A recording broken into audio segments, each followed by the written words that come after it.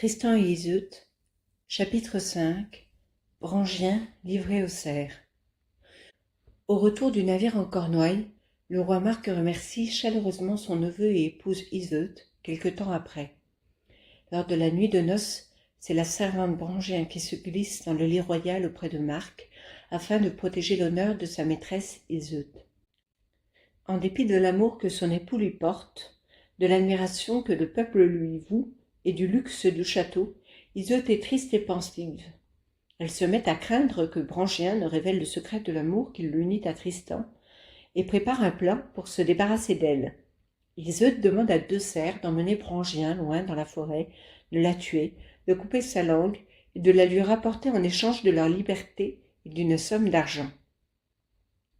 L'un des cerfs marchait devant elle, son compagnon la suivait. Plus de sentiers frayés, mais des ronces, des épines et des chardons emmêlés. Alors, l'homme qui marchait le premier tira son épée et se retourna. Elle se rejeta vers l'autre cerf pour lui demander aide. Il tenait aussi l'épée nue, à son poing, et dit « Jeune fille, il nous faut te tuer. » Brangien tomba sur l'herbe et ses bras tentaient d'écarter la pointe des épées. Elle demandait merci d'une voix si pitoyable et si tendre qu'ils dirent « Jeune fille, si la reine Iseut, ta dame et la nôtre, veut que tu meures, sans doute lui as-tu fait quelque grand tort. » Elle répondit « Je ne sais, ami, je ne me souviens que d'un seul méfait. Quand nous partîmes d'Irlande, nous emportions chacune, comme la plus chère des parures, une chemise blanche comme la neige, une chemise pour notre nuit de noces. Sur la mer, il advint qu'Azeu déchira sa chemise nuptiale et pour la nuit de ses noces, je lui ai prêté la mienne. Ami, voilà tout le tort que je lui ai fait. Mais puisqu'elle veut que je meure, dites-lui que je lui mande salut et amour et que je la remercie de tout ce qu'elle m'a fait de bien et d'honneur, depuis qu'enfant, ravi par des pirates, j'ai été vendu à sa mère et voué à la servir. Que Dieu, dans sa bonté, garde son honneur, son corps, sa vie. Frère, frappez maintenant. » Les cerfs eurent pitié. Ils tinrent conseil, et jugeant que peut-être un tel méfait ne valait point la mort, ils la lièrent à un arbre. Puis ils tuèrent un chien. L'un d'eux lui coupa la langue, la serra dans un pan de sa gonelle, et tous 2 reparurent ainsi devant Iseut. « A-t-elle parlé ?» demanda-t-elle anxieuse. « Oui, reine, elle a parlé.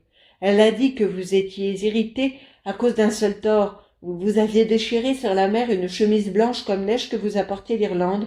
Elle vous a prêté la sienne au soir de vos noces. C'est là, disait-elle, son seul crime.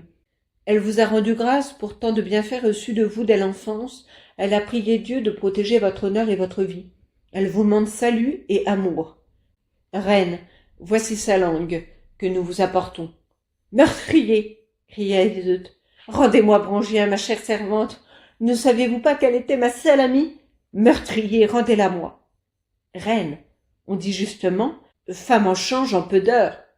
Au même temps, femme rit, pleure, aime, hait. Nous l'avons tuée puisque vous nous l'avez commandée. »« Comment l'aurais-je commandée ?